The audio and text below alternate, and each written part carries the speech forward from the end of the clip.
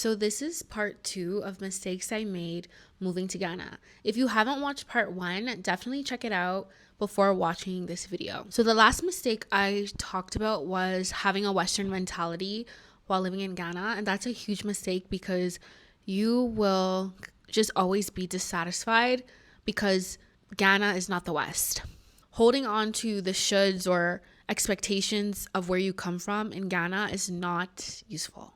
And it took me 8 months to get here. It's a gradual process, but I would say overall that's the biggest one. And I think it's the hardest one to change. I've spent my whole life sort of operating in one system. So now to be in a new one that's completely different and feels basically upside down is really challenging. But if you want to make the most out of your experience here, I do think you have to pivot and shift and accept certain things. You have to be flexible. And it might take you time, but if you start gradually, it can be helpful. So the next mistake I will say, I thought my business that I was running in Canada could operate the same because it is a virtual business. And I was wrong because my business relies on a lot of cooking, having good internet connection, just accessing food. And like I mentioned in the other video, access to certain foods is a lot more challenging or is quite costly.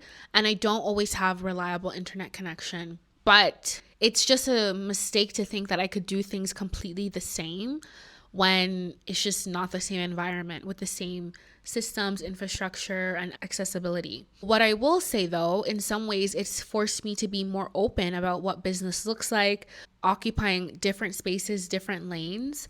What I realized about living in Ghana or living in Africa more broadly, you need to occupy multiple lanes. You cannot just do one thing and think you can be successful. Whereas in North America, I find that we're encouraged to have one lane, to be a specialist, to do one thing really well. But over here, I think it's actually important to do many things.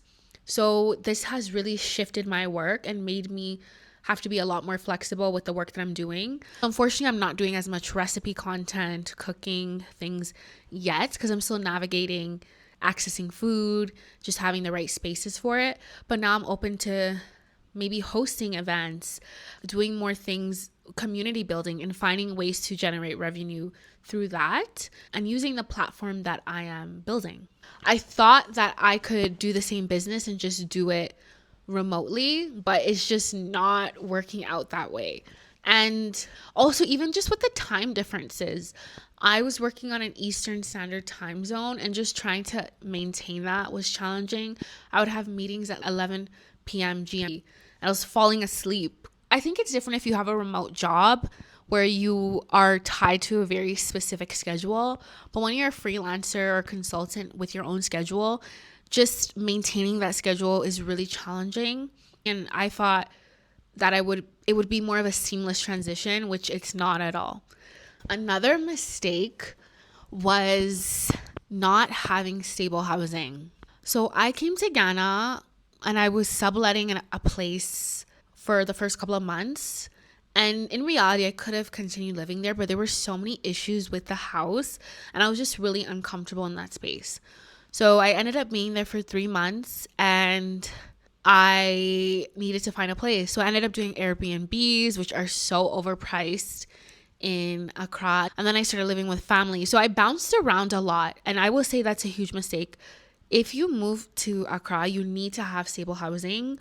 If you're used to living in, for example, a condo or maybe a nicer apartment from wherever you are from, and if you want to have the same thing in Accra, you're going to be paying a lot more money than what you paid in maybe Canada or the US, depending on where you're from, because places in New York are just going to be astronomically priced, even if it's not a very nice condo. To get the same standard of apartment that I had in Toronto, I would be paying probably 30% more in Accra. So my mistake was maybe not settling on housing quickly enough and then bouncing around so much.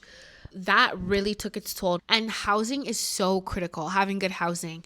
And you hear so many horror stories about real estate here, about just the conditions, landlords price gouging, all of these things. So give yourself time to find good housing and be prepared to pay for stability even at the beginning, so that you can look for something that works for what you need.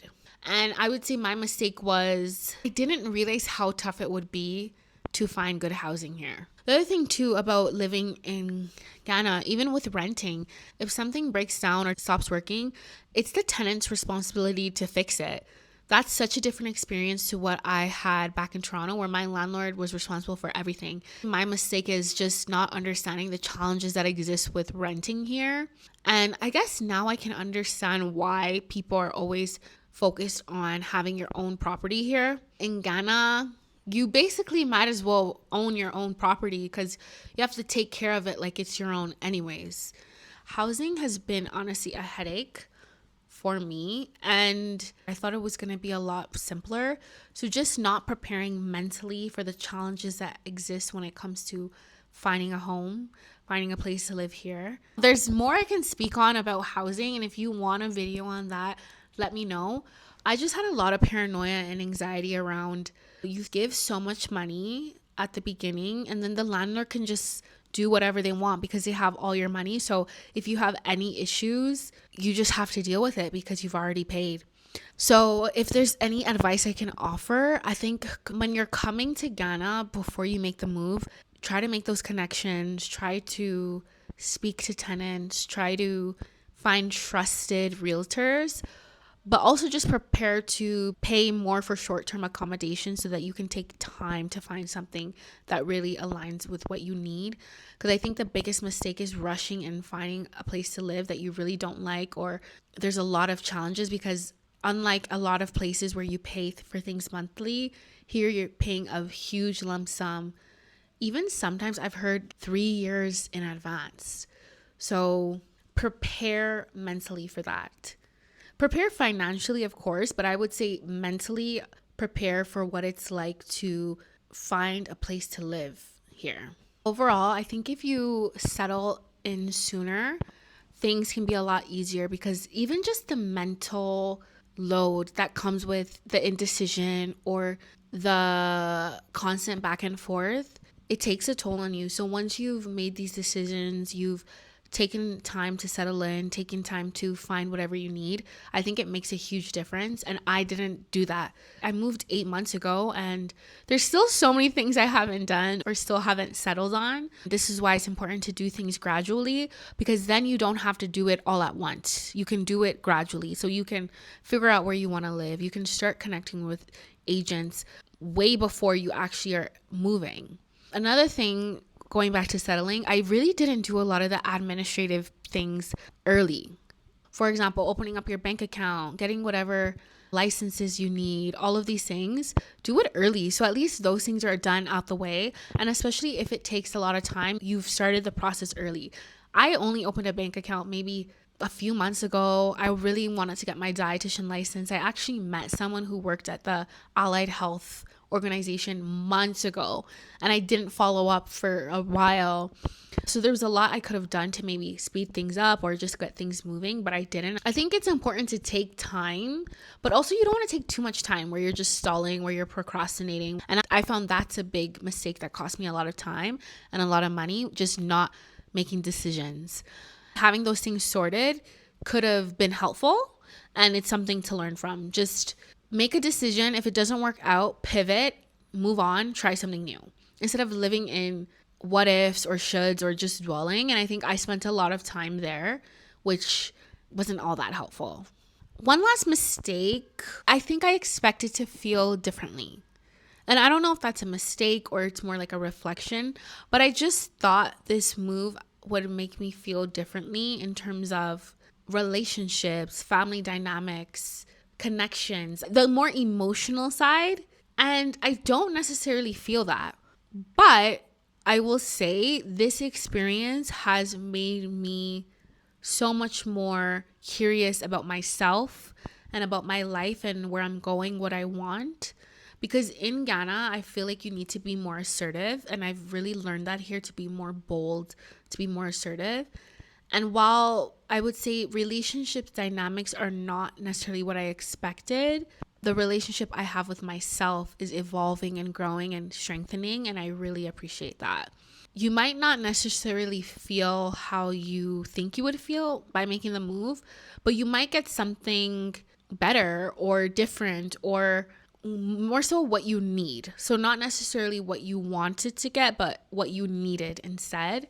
So anyways, if you're thinking about making the move to Ghana, these are just some of the mistakes I've made, and I hope that it's helpful for you to learn and to plan. Having stable housing, having a good source of income, having significant savings, a lot more than you think you need, shipping whatever you need, changing your mentality, adopting a more flexible mentality, letting go a lot of the Western expectations and mindset, recognizing that there will be challenges, but that you can pivot and adjust as needed, and then staying optimistic. I don't think this move is ever perfect. There's a lot that you have to learn, a lot that you have to experience, but it's all part of the journey of life.